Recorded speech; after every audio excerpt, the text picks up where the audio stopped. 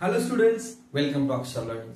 तुमच्या क्लासमध्ये तुमच्या ग्रुपमध्ये असा एखादा स्टुडंट असतो बघा, तो कायम टॉपर येत असतो. किंवा तुमच्या ग्रुपमधला असा एखादा स्टुडंट असतो की तो कमी वेळेमध्ये जास्त अभ्यास करतो, तुमच्या बरोबर असून सुद्धा त्याला जास्त स्कोर येतो. किंवा असा एखादा स्टुडंट पण असू शकतो तुमच्या क्लासमध्ये जो रेग्युलर तुमच्या सोबतच असतो, सगळ्या गोष्टीमध्ये असतो, तरी सुद्धा तो कायम टॉपरच्या लिस्टमध्येच येत असतो. तर असं का घडतं? किंवा तो स्टुडंट जो आहे तो अशा कोणत्या गोष्टी फॉलो करतो जेणेकरून तो टॉपरच्या लिस्टमध्ये येत असतो? जर का तुम्ही सुद्धा ऍव्हरेज बिलो ऍव्हरेज स्टुडंट असाल आणि जर का तुम्हाला टॉपरच्या लिस्टमध्ये यायचं असेल तर बघूया टॉपर अशा कोणत्या गोष्टी करतात ज्यामुळे ते टॉपरच्या लिस्टमध्ये कायम असतात. असं म्हटलं जातं की winners never do the different things, they do the things differently. जो काही विनर असतात ते कधीही वेगळ्या गोष्टी करत नाहीत, त्या ज्या रेग्युलरच्या गोष्टी आहेत त्याच गोष्टी वेगळ्या पद्धतीने करतात.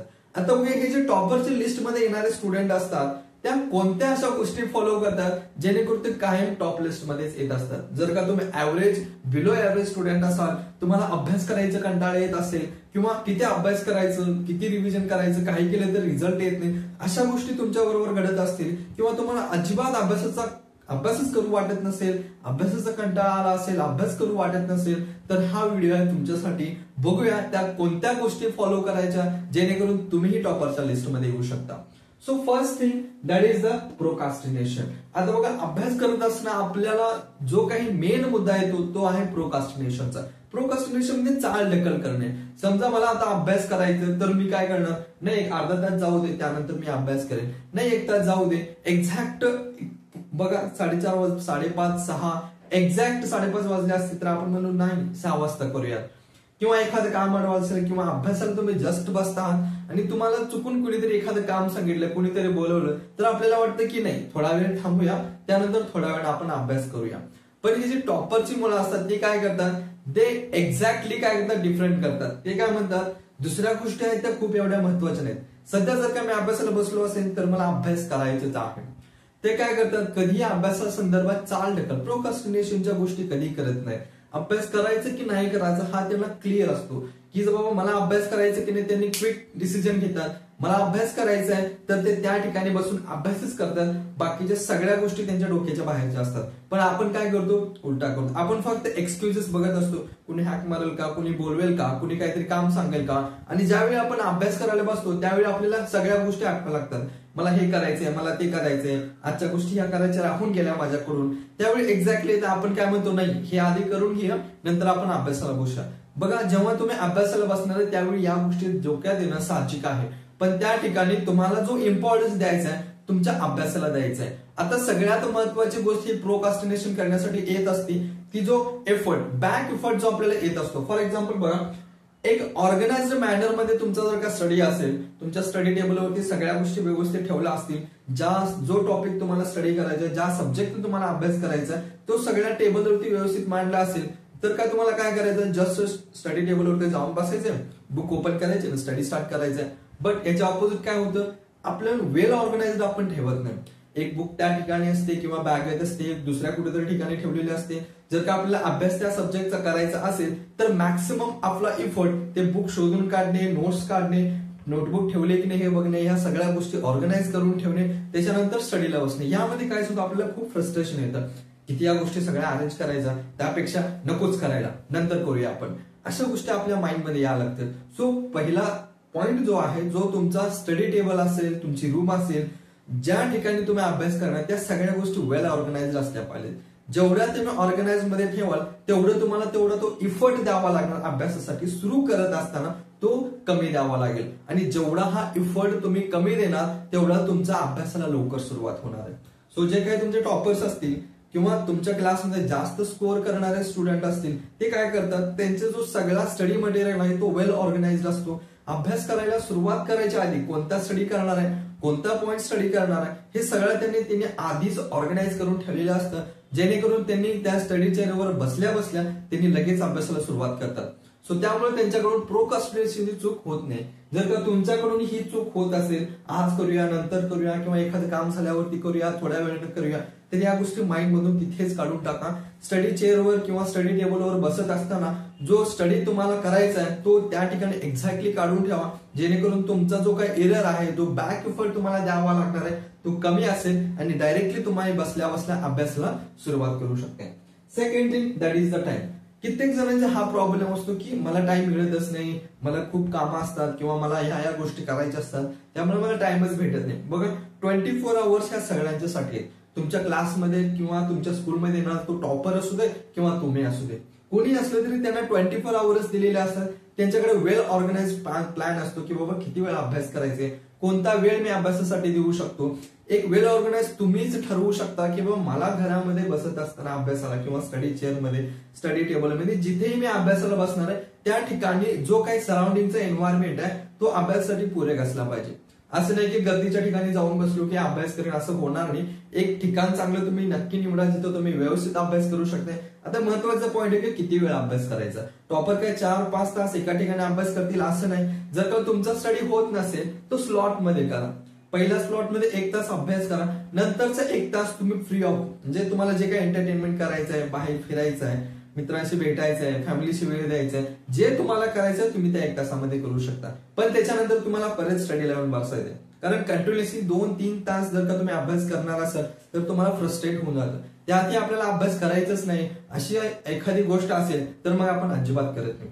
सो असं होत असेल एका वेल ऑर्गनाइज मध्ये काम करा, 1 तास अभ्यास करा, 1 तास तुम्ही फ्री राहा जेणेकरून तुमचा माइंड रिलॅक्स राहील आणि परत तुम्ही अभ्यासाला येऊन बसा. असं केल्याने काय होतं, कंटिन्युअसली 1 आवर थोडा ब्रेक, त्याच्यानंतर परत 1 आवर कंटिन्युअसली तुमचा स्टडीमध्ये जो काय तुमची कनेक्टिव्हिटी आहे ती वाढत जाते आणि जेवढी तुमची कनेक्टिव्हिटी वाढत जाईल स्टडीच्या संदर्भात तेवढा तुमचा अभ्यास चांगला होत जाणार आहे. So it is about time. कसं करायचं तुम्हाला स्लॉट वाईज अभ्यास करायचा.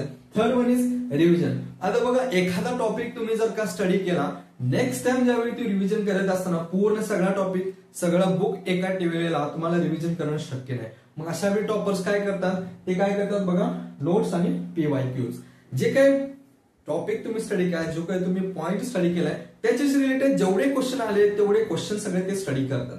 ज्यावेळी ते क्वेश्चन स्टडी करतात त्यावेळी त्यांना समजतं की बाबा हा या पॉइंट मध्ये किंवा या टॉपिक मध्ये ह्या सगळ्या पॉइंट वरती हे जे 3, 4, 5 पॉइंट जे काय असतील ह्याच्यावरती मॅक्सिमम क्वेश्चन विचारले. कारण तुम्हाला एक्झॅक्टली काय करायचं, मार्क्स काढायचे. मग मार्क्स कसे काढणार आहे तुम्ही, ज्यावेळी तुम्ही आन्सर लिहिणार आहे. मग आन्सर कसे लिहिणार आहे, ज्यावेळी तुम्हाला माहिती होती कोणत्या पॉइंट वरती जास्त क्वेश्चन विचारले गेले.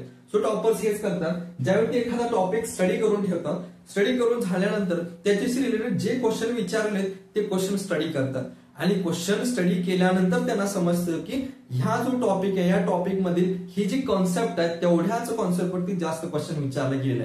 मग त्या कॉन्सेप्ट रिलेटेड थोडे ते नोट स्वतःच्या हँड रायटिंगने काढून ठेवतील, स्वतःच्या मिनिंग नुसार हँड रायटिंग काढून ठेवतील. तेवढे जर का नोट्स त्यांनी काढून ठेवले, जर का त्यांना नेक्स्ट टाइम पूर्ण टॉपिक किंवा पूर्ण बुक रिव्हिजन करायची गरज नाही, ते याच ठिकाणी फोकस करतील की जेणेकरून त्यांना एक्झामच्या आधी खूप हेल्पफुल राहील. सो फोर्थ थिंग आहे ते डिस्ट्रॅक्शन. सो डिस्ट्रॅक्शन मध्ये बघा कुणी बोलवलं असेल, काही काम असेल, अभ्यासाला बसल्यावर आपल्या डोक्यामध्ये भरपूर गोष्टी येत असतात. अभ्यासाचं बसल्यानंतर आपल्याला एकच ठरवायचं की या ठिकाणी या वेळेला मला फक्त अभ्यास करायचा 1 तासच असेल, पण या 1 तासाच्या स्लॉट मध्ये मी कोणताही विचार डोक्यामध्ये घेणार नाही. सगळ्या गोष्टी बाजूला, ज्या काही करायच्या मी 1 तासानंतर या गोष्टी विचारात घेईन किंवा ज्या गोष्टी मला जी काम करायची ती 1 तासानंतर करेन, पण या वेळेमध्ये मी फक्त अभ्यासच करेन. सो डिस्ट्रॅक्शन मध्ये मेन थिंग येते ते तुमचा मोबाईल.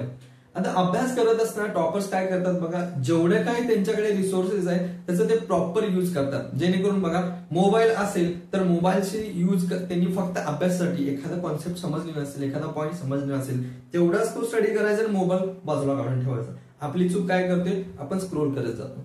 जेवढा आपण स्क्रोल करत जाणार आहे तेवढा आपला टाइम वेस्ट होत जाणार आहे आणि आपल्याला एंटरटेनमेंट जास्त वाटायला लागते. जसं आपल्याला एंटरटेनमेंट वाचायला लागेल ते आपण काय करतो, अभ्यास बाजूला ठेवतो आणि त्या एंटरटेनमेंटच्या नादामध्ये आणखीन स्क्रोल करत जातो. सो हा स्क्रोलिंग जेवढं तुम्ही कमी करणार आहे तेवढा तुमचा अभ्यासामध्ये फोकस जास्त वाढणार आहे. सो बेटर वे, हा जो टूल आहे, मोबाईल हे एक टूल आहे, त्या टूलचा वापर स्टडीसाठी किती करायचा आणि कसा करायचा हे तुमच्यावरती डिपेंड करतं. टॉपर्स काय करतात, त्याच्यासाठी अभ्यासासाठी जेवढं इम्पॉर्टंट आहे तेवढंच त्या मोबाईलचा युज करणार, बाकीच्या ठिकाणी तो मोबाईल बाजूला काढून ठेवणार. सो तुम्ही हे फॉलो करा, जेवढं इम्पॉर्टंट आहे तेवढाच कॉन्सेप्ट स्टडी ठेवा. किंवा तुम्ही असे करू शकताय, स्टडी टाइमला बाजूला ठेवा आणि जो कॉन्सेप्ट तुम्हाला मोबाईल मधून युज करायचा आहे तो लिहून ठेवा. आणि ज्यावेळी अभ्यासाचा स्लॉट झाल्यानंतर ज्यावेळी एंटरटेनमेंट करायचा एक स्लॉट ब्रेक आहे तुम्हाला, त्या ब्रेक मध्ये तुम्ही या मोबाईलचा युज करू शकता. So it is about distraction use of the resources. Mobile असेल किंवा कोणतीही गोष्ट असेल, टॉपर्स काय करतात, त्याचे जे काही करायचं त्यांचं फिक्स असतं किंवा या गोष्टीमध्ये मला इथे अभ्यासच करायचा आहे. तर तुमच्या प्रायोरिटीज कोणत्या आहे, तुमच्या प्रायोरिटी डिसाईड करा. जर का तुम्हाला टॉपर बनायचं असेल तर तुम्हाला स्क्रोलिंग कमी करायचं आहे. जेवढं स्क्रोलिंग कमी असेल तेवढे तुमचे मार्क्स वाढत जाणार आहेत. नेक्स्ट आहे इंटरेस्ट. आता सगळ्यात महत्वाचा पॉइंट अभ्यासामध्ये इंटरेस्ट. किती जण म्हणतात भरपूर मला अभ्यास करावा असं वाटतं पण तरी माझा अभ्यासामध्ये इंटरेस्टच येत नाही. टॉपर जो काही टॉपर असतो त्याला सारखा अभ्यासामध्ये काही ना काहीतरी नवीन गोष्टी अभ्यास करण्यामध्ये त्याचं लक्ष जास्त असतं. पण त्याचा इंटरेस्ट कसा वाढतो आणि तुमचा इंटरेस्ट का वाढत नाही. सो सगळ्यात महत्वाचा पॉइंट आहे इंटरेस्ट मधला, दॅट इज अंडरस्टँडिंग.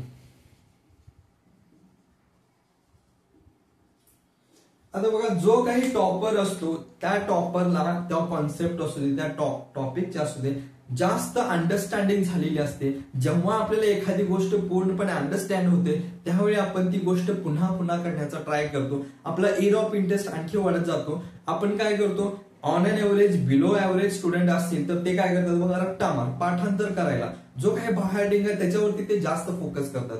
आता बघा बायहार्टिंग करून तुम्ही पूर्ण सब्जेक्ट तरी बायहार्ट नाही करू शकत. त्यामुळे आपल्याला काय वाटतं, अरे यार किती अभ्यास करायचं हे काय डोक्यातच येत नाही, त्यामुळे जाऊ दे, हे करण्यापेक्षा काहीतरी दुसरं वेगळं करूया आपण. सो त्यापेक्षा बघा जो काही टॉपर असतो तो या अंडरस्टँडिंग वरती जास्त फोकस करतो. कारण त्याला माहिती आहे सगळ्या गोष्टी पाठ करू नाही शकत, सगळ्या गोष्टी ऍट अ टाइम लक्षात ठेवू नाही शकत. पण याऐवजी जर का तो जो काही कॉन्सेप्ट आहे ते मी जर का माझ्या लँग्वेज मध्ये समजून घेतलं, त्याचं मिनिंग काय आहे किंवा हे वर्क कसं होतं हे जर का मग इझिली वर्ड्स मध्ये मी स्वतःच्या भाषेत जर का समजावून घेतलो तर मग मात्र ही कॉन्सेप्ट लक्षात ठेवायला नक्कीच इझी पडणार आहे. आणि ज्यावेळी ही कॉन्सेप्ट लक्षात राहील त्यावेळी मी एक्झाम मध्ये माझ्या वर्ड्स मध्ये आन्सर लिहू शकतो. सो बेटर वे, जर का तुमचा अभ्यासामध्ये इंटरेस्ट वाढवायचा असेल तर तुमचे अंडरस्टँडिंगचे लेवल वाढवा. जेवढं तुम्ही एखादा टॉपिक व्यवस्थित अंडरस्टँड करून घ्या, एखादा कॉन्सेप्ट जास्त तुमच्या लँग्वेज मध्ये अंडरस्टँड करून घेण्याचा प्रयत्न करणार आहे, तेवढा तुमचा अभ्यासातला एरिया ऑफ इंटरेस्ट वाढत जातो. आता बघा एक कॉन्सेप्ट मला समजली, त्याची बेटर अंडरस्टँडिंग मला झाली, मी काय करणार, अरे वा हे तर खूप सोपं होतं, मी उगाच त्याला डोक्याचं टेन्शन बनवून घेतलं. त्यामुळे मी काय म्हणणार की बाबा हा ठीक आहे, ही कॉन्सेप्ट समजली. दुसरी कॉन्सेप्ट काय, ह्याच्यामध्ये काय दिले, ज्यावेळी तुम्ही तुमच्या लँग्वेज मध्ये ते समजून घेण्याचा प्रयत्न करताय, जसा तुमचा अंडरस्टँडिंगची लेवल वाढली त्या प्रकारे तुम्हाला इनडायरेक्टली तुमचा एरिया ऑफ इंटरेस्ट वाढत जातो. आणि जसा तुमचा एरिया ऑफ इंटरेस्ट वाढत जाणार आहे त्याचप्रमाणे तुमचा अभ्यासातला इंटरेस्ट जो काय कल आहे तो जास्त वाढत जाणार आहे. जेवढा तुमचा अभ्यास वाढणार तेवढ्या या तुमच्या सगळ्या गोष्टी, तुमचा प्रोक्रॅस्टिनेशन आहे तो ऑटोमॅटिकली बाजूला निघून जातो. कारण माझा इंटरेस्ट आहे किंवा मला हे करायचं आहे. आणि ज्यावेळी इंटरेस्ट असतं त्यावेळी आपण सगळ्या गोष्टीसाठी वेळ नक्की काढतो, तिथे तुम्हाला टाइम पण मिळून गेला. आणि रिव्हिजन करायची खूप इझी आहे, कारण मला कॉन्सेप्ट अंडरस्टँडिंग झालेली आहे, मी माझ्या पद्धतीने सगळं समजावून घेतलेलं आहे. त्यामुळे परत मला वाटतं की बाबा हा बघूया हे काय केलंय आपण, ह्याच्या नोट्स मी कशा काढू शकतोय, माझ्या लँग्वेज मध्ये याचा आन्सर मी कसं लिहू शकतो, ह्या गोष्टी आपण पुन्हा ट्राय करू शकतो. सो मेन रिझन आहे तो तुमचा एरिया ऑफ इंटरेस्ट आहे. आणि एरिया ऑफ इंटरेस्ट वाढवायचा असेल तर अंडरस्टँडिंग हीच की कॉन्सेप्ट आहे. जर का अंडरस्टँडिंग बेटर असेल, एखादी कॉन्सेप्ट आपण आपल्या लँग्वेज मध्ये समजून घेतलेला असेल तर मात्र आपल्याला एरिया ऑफ इंटरेस्ट त्या सब्जेक्टमध्ये नक्की वाढेल. आता बघा जो काही इझी सब्जेक्ट असतात, जो आपण जास्तीत जास्त अभ्यास करण्याचा प्रयत्न करतो, दिवसभर जरी तो स्टडी अभ्यास केला तरी आपल्याला काय त्याचा स्ट्रेस येत नाही, तो असतो आपला एरिया ऑफ इंटरेस्ट. आणि जे आपल्याला हार्ड सब्जेक्ट असतात त्या ठिकाणी आपला एरिया ऑफ इंटरेस्ट कमी असतो. आणि एरिया ऑफ इंटरेस्ट कधी कमी असतो, ज्यावेळी आपल्याला तो सब्जेक्ट समजत नाही. समजून घेण्यामध्ये जर का अवघड जात असेल तर नक्कीच त्यामध्ये आपला इंटरेस्ट ऑटोमॅटिकली कमी होत जातो. सो तुमचा एरिया ऑफ इंटरेस्ट वाढवायचा असेल त्याची अंडरस्टँडिंग वाढवा. आणि या काही गोष्टी असतात ज्या टॉपर्स फॉलो करत असतात. जर का तुम्ही ऍव्हरेज बिलो ऍव्हरेज स्टुडंट असाल आणि तुम्हालाही टॉपरच्या लिस्टमध्ये यायचं असेल तर या गोष्टी नक्की लक्षात ठेवा. फक्त व्हिडिओ बघून काही उपयोग होणार नाही, या गोष्टीचं तुम्हाला आजपासून इम्प्लिमेंटेशन सुद्धा करायचंय. हळूहळू जसं तुम्ही इम्प्लिमेंटेशन करत जाल त्या प्रकारे तुम्हाला रिझल्ट पण येत जातील. सो आजचा लेक्चर होता टॉपर्सच्या लिस्ट मध्ये येण्यासाठी काय करावं लागेल. तुम्ही ऍव्हरेज किंवा बिलो ऍव्हरेज स्टुडंट असाल तर हा व्हिडिओ आहे तुमच्यासाठी. या टिप्स नक्की फॉलो करा. तुम्ही एक दिवस टॉपरच्या लिस्टमध्ये याल, तुमच्यामध्ये सुद्धा ती कॅपॅसिटी आहे. कारण 24 आवर्स सगळ्यांनी दिलेला आहे, एकच क्लासरूम, एक सगळे टीचर्स सेम, या सगळ्या गोष्टी असताना हा जो डिफरन्स येत असतो, या डिफरन्स येण्यामागच्या या बेसिक गोष्टी आहेत. या बेसिक गोष्टी तुम्ही टाळा, त्या चुका टाळा, तुम्ही टॉपरच्या लिस्टमध्ये याल. All the best. सो आजच्या लेक्चरमध्ये इथेच थांबूया, भेटूया नेक्स्ट लेक्चर.